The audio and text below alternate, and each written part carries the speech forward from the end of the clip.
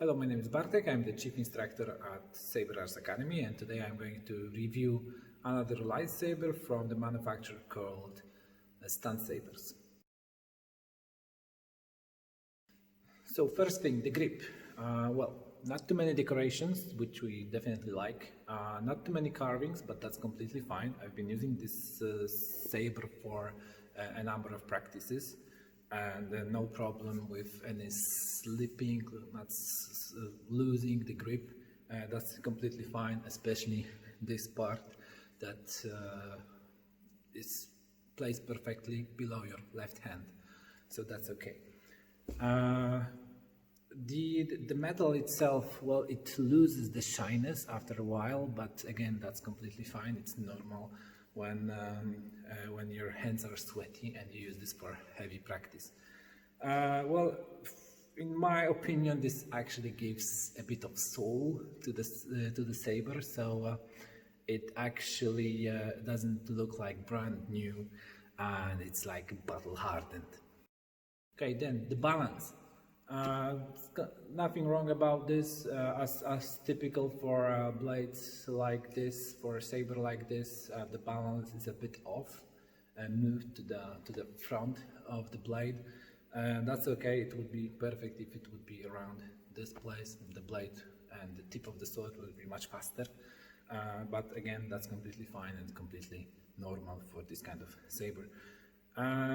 The balance is okay, the weight is okay. You don't feel like having nothing in your hand, neither like feeling like having a road sign in your hand, so that's completely fine.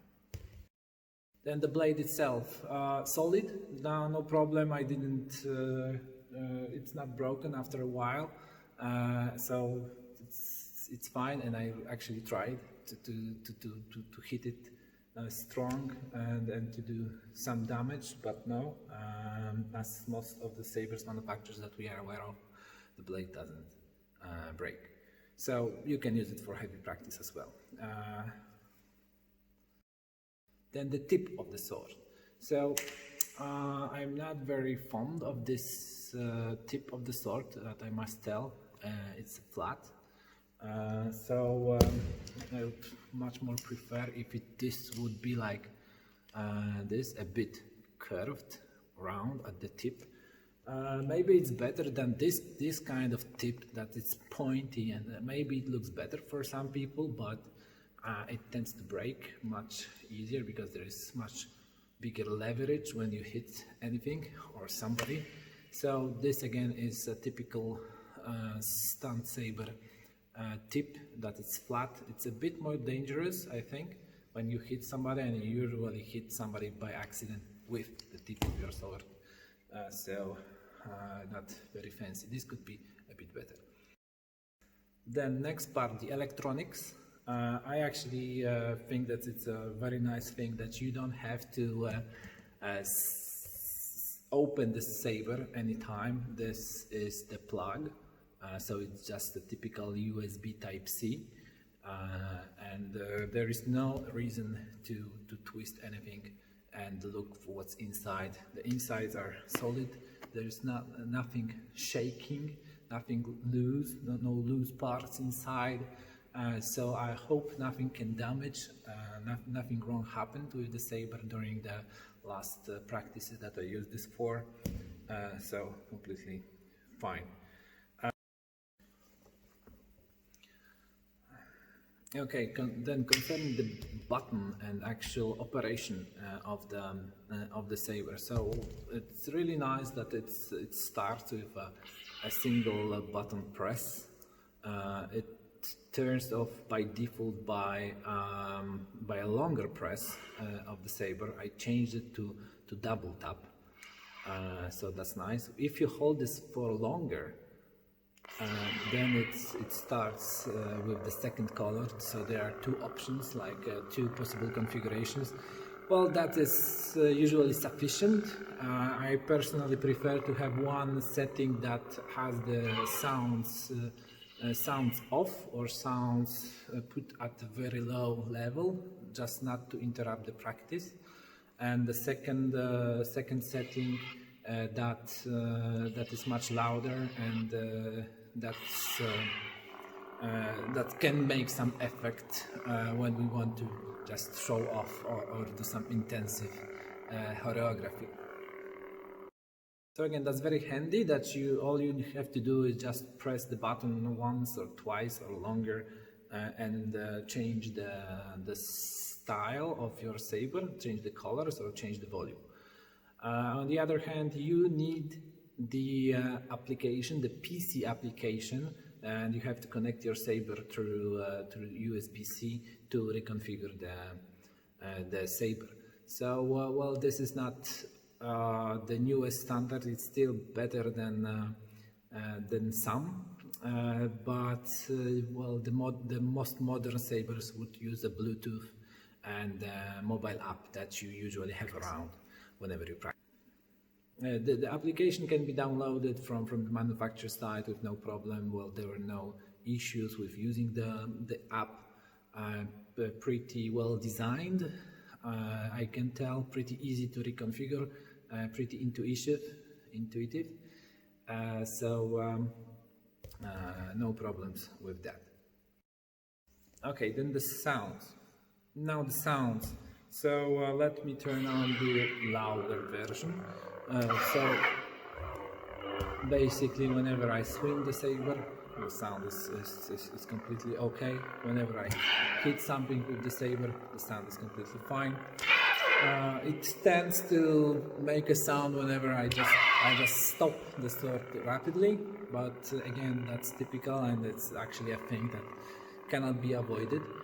The sound settings can be configured via the PC app, or you can have a predefined setting, one of two, that have a louder or quieter sounds effects. The clash is also present. You can configure that as well, so that's completely fine. That might be useful for some shows. However, this is not something that we use typically at our practices.